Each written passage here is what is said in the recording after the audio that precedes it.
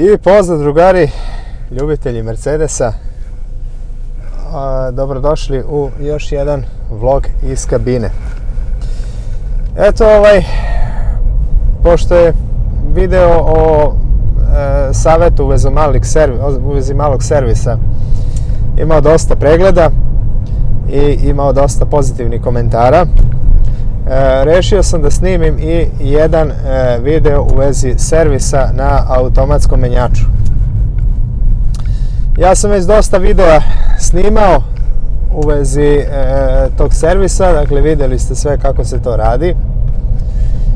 Sada ovako reći ću vam zašto je važno da radite taj mali servis na vreme, taj servis automatskog menjača. Evo ovako, Mercedes propisuje da se na svakih 40.000 km menja kompletno ulje u automatskom menjaču. Da li ćete vi da promenite kompletno ulje ili 4,5 pa i 5 litara, to je sada na vama da odlučite, ali zavisi naravno i koliko para imate. Pre svega, šta spada u taj servis? Spada, dakle, zamena kompletnog ulja, staje nekih 7,5-8 litara, zamena diftunga na karteru, zamena, ovi momčići mi se javljaju, zamena filtera i zamena konektora. Dakle, ulje, filter, konektor i diftung kartera. Evo sada ovako. Dakle, Mercedes je propisao da se to radi na 40.000 pređenih kilometara. Kod nas to obično rade na nekih 60-70, tamo vamo, ne znam, sada neko ne menja uopšte, dakle neko ni ne zna da to treba da se menja. Znači, i takvih ljudi ima. Dakle, ljudi ne znaju, šta da vam kažem, nemam ja ništa protiv ljudi, naravno. Jednostavno, ljudi ne znaju i uopšte ne razmišljaju o tome. Sada, zašto je važno da promenite to na vreme? Važno je zbog, naravno, habanja delova u tom menjaču. Dakle, sve se živo haba. Naravno, to su sve potrošni materijali.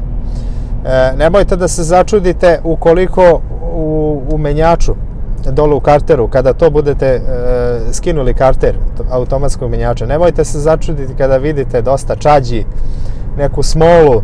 Dakle, to znači da menjač nije redovno održavanje, pa čak i opiljke neke, dakle, onako krupnije opiljke. Znači, nemojte se čuditi ako to nađete u vašem automatskom menjaču, to znači da se nije održavao na vreme. Nije loše da to radite i pre 40.000 km, jer pitanje je kakva su ova naša ulja. Dakle, ja opet to kažem i uvek ću govoriti. Nije isto ulje u inostranstvu i ovde kod nas. Ovde kod nas se sve to pravi u Modriči i pitanje je kakva su ta ulja. Jedino ako vam to neko dobavi iz inostranstva. Sad ovako. Što se tiče kupovine delova, izaći će vas sve otprilike nekih 100 evrića, ukoliko to radite sami. Dakle, moći ćete zameniti nekih 4,5, 5 litara, zavisi kod koga koliko izađe. Moći ćete toliko da zamenite. I obično ljudi uzimaju Febi ulje. Febi ulje se sipa, odlično se pokazalo, ili Svag, to vam je isto. Možete Ravenol, možete neko Mercedesovo da nađete. Dakle, ima tu još raznih kombinacija, dakle ono Mercedesovo ATF ili kako se već zove. Ima tu raznih kombinacija, uglavnom malo se informišite na internetu koje ulje da sipate, pa se sami odlučite, šta da vam kažem. Eto, ja sipam Febi i dobro je. Što se tiče ostalih delova, filter i diftung idu u kompletu i oni su MAN. To vam je super. Što se tiče konektora, on je Febi, dakle uzmite Febi i to je to otprilike. Uzmite jedan sprej za ozmačivaње kočnica, dakle sa tim ćete da čistite karter i to je to. Kako se to radi, pogledajte u ovom snimku gore, dakle tu vidite sve lepo kako se to radi. Jako je bitno da sve odradite čisto. Dakle, da nikako ne uleti neki kamenčić unutra, neki pesak, nešto tamo, znači to onda radi kao ona brusačka pasta i uništit će vam menjač. Tako da jako dobro obratite na to pažnju.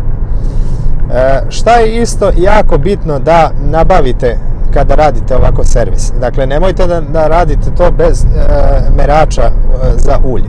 To je jako bitno da imate. Jako je bitno da merač ima dovoljno ulja u svom sistemu. Dakle, ne sme da ima ni previše ulja, a ne sme da ima ni premalo ulja. Dakle, ono se meri na osnovu temperature, dakle zagrejanosti ulja. Kako da ga pravilno izmerite? Dakle, ako nemate dijagnostiku, najbolje je da to uradite s dijagnostikom. Ali ako nemate dijagnostiku, onda, to jest dijagnostika se isključivo odnosi na temperaturu ulja. Dakle, ovako, taj merač dole na onoj plastici ima podeljke temperature. Dakle, imate kad je hladno ulje, imate 25 stepeni, pa onda prazan hod i imate 80 stepeni. Šta treba da radite? Dakle, kada odradite taj servis, zagrajte vaš motor na 80 stepeni i onda gurnite merač. Dakle, nivo ulja mora da bude u tom polju gde piše 80 stepeni. Dakle, tu mora da bude i to znači da ste sipali dovoljno ulja. Dakle, to je jako bitno za šaltanje menjača. Ne smete nikako da prepunite menjač uljem, jer onda on može da procuri na nekim mestima i onda ste napravili ozbiljan problem. Dakle, menjač može i tekako da se tako pokvari. Tako da, eto, to je jedna jako bitna stavka. Druga bitna stavka jeste kako se to radi. Dakle, ispustite ulje dole na karter. Eto, to možete i da vidite gore na snimku. Ispustite ulje na karter, skinete karter, očistite karter i magnet koji se nalazi u njemu, očistite ga dobro, vratite sve to gore, naravno pre toga zamenite filter, zamenite dihtung, vratite to sve gore i sipate drugo ulje. Dakle, sipajte onoliko koliko ste ispustili, to je najbolja varijanta, i onda ga za svaki slučaj izmerite, jer postoji mogućnost da vam auto nije ni imao dovoljno ulja, a da vi zapravo niste ni znali. Taj merač se može naći na kupujem prodajem. Merač za ulje košta nekih 1000 i nešto dinara i jako je dobra stvar. Ali, obratite pažnju. Onaj plastični deo koji baš služi za merenje ulja, obavezno ga malo namažite sa super lepkom. Jer postoji mogućnost da se odvoji od onog metalnog dela kao federastog dela i da vam ostane u menjaču. Tako da obavezno ga obložite sa super lepkom i tu ste mirni. Dakle, ne bi možda ništa ni falilo menjaču ako to ostane unutra, ipak je to plastika, ali bolje je da se to ne desi. Dakle, to bi ostalo dole u karteru. Sad ovako, da vam dam još koji savjet. Kada zavijate karter, nikako nemojte da pretežete šrafove na karteru, jer je to sve dole gde je navoj dole za te šrafove od aluminijuma. Uništit ćete navoj i onda ste u problemu. Onda morate da nabavite duži šraf i da gore stavljate maticu. Eto, srećom pa je to gore bušno. A šta mislite da je to gore zatvoreno, taj otvor sa navojem? Tako da može da se stavi duži šraf i gore navoj i da se to zategne. Ali zašto biste to radili? Znači, vi imate gumeni dihtung, on se ne preteže, nijedan gumeni dihtung se ne preteže.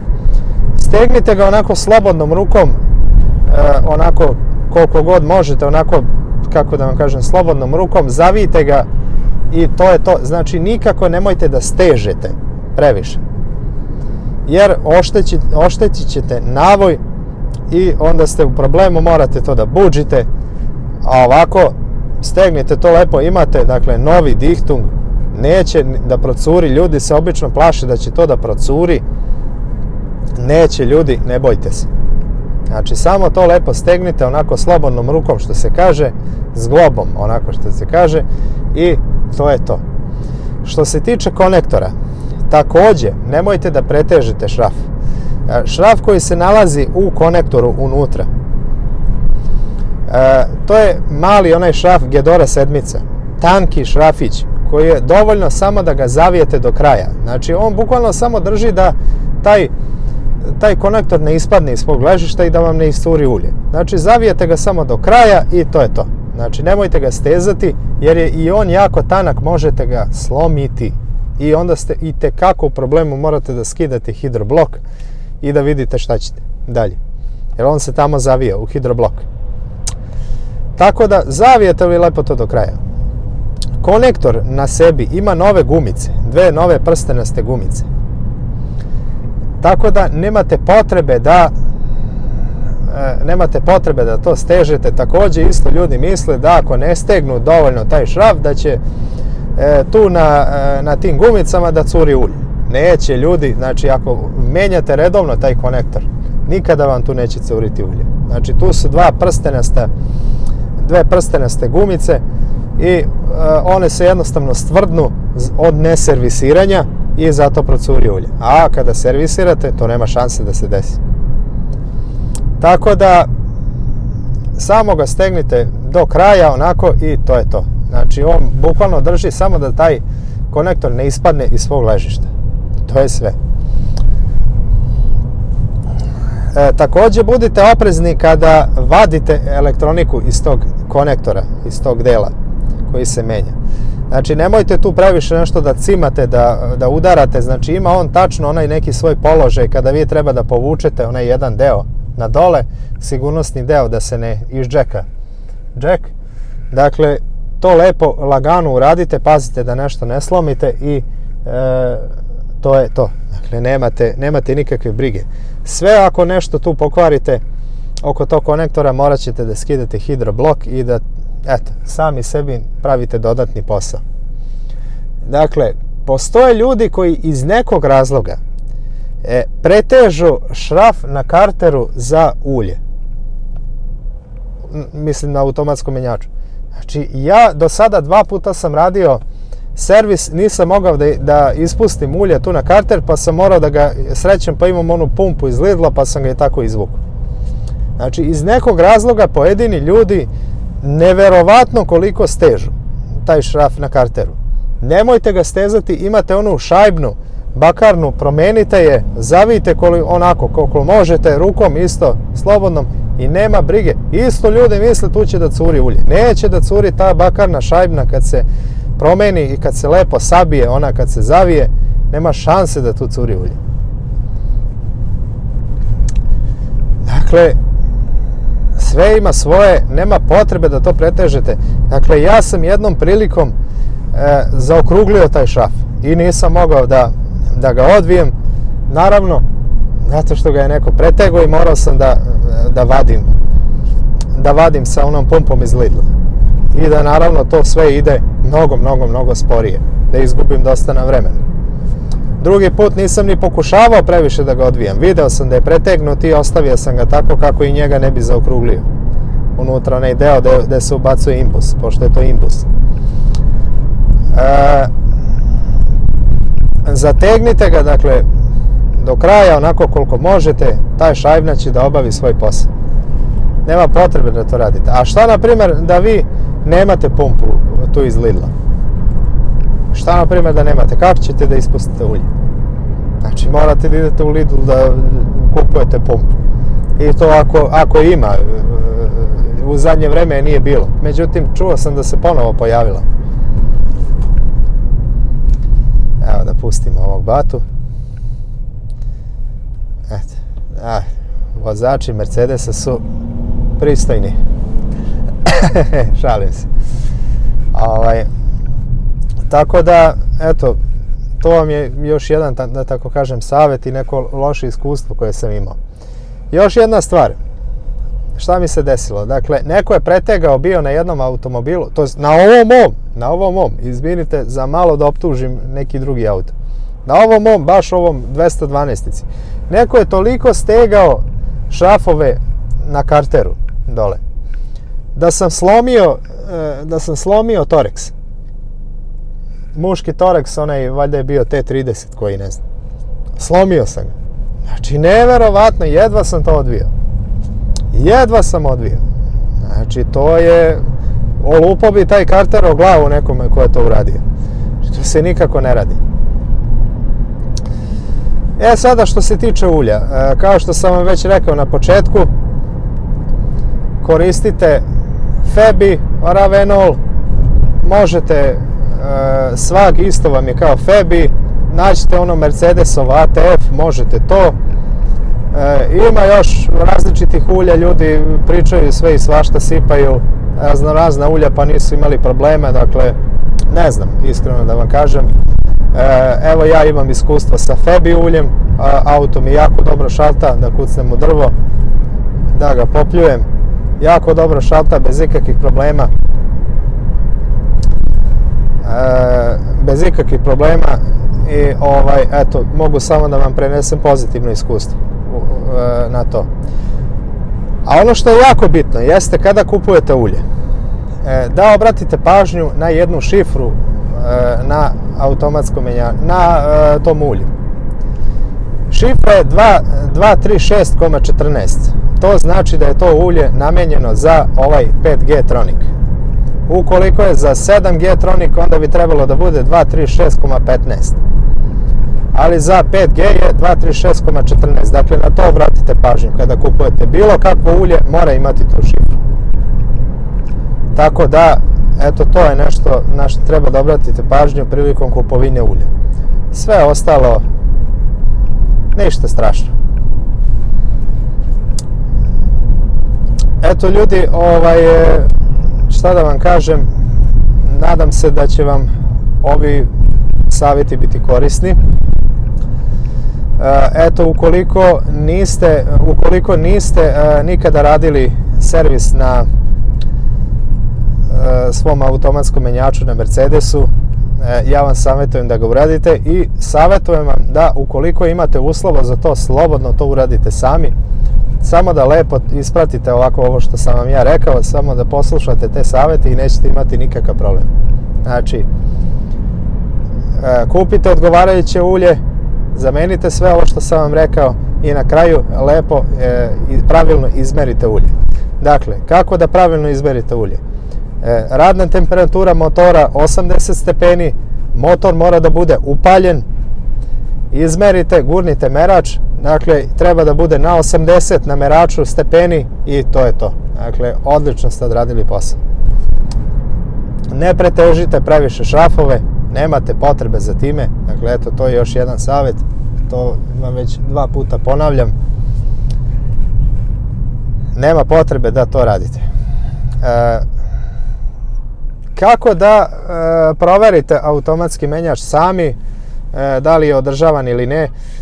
Imate jedinu opciju, a to je da gurnete merač u menjač i da pomirišete ulje. Znači, kada ono ostane na onom meraču, kada izvučete merač, pomirišite ulje. Ukoliko smrdi na neku zagoretinu, na neku paljevinu, to znači da ulje nije davno menjano i da pod hitno treba da se menja. To znači da je ulje sagorelo. Eto ljudi, još jednom kažem, nadam se da će vam ovi savjeti biti korisni. Pišite mi u komentarima vaše iskustva sa uljima za automatske menjače. Pišite mi da li želite da to odradite sami ili ne. Pišite mi uopšte vaše iskustva sa automatskim menjačima. Dajte mi neku ideju za snimanje nekog videa. A ovaj video lajkujte, zapratite kanal, komentarišite. Do sljedećeg videa, veliki pozdrav!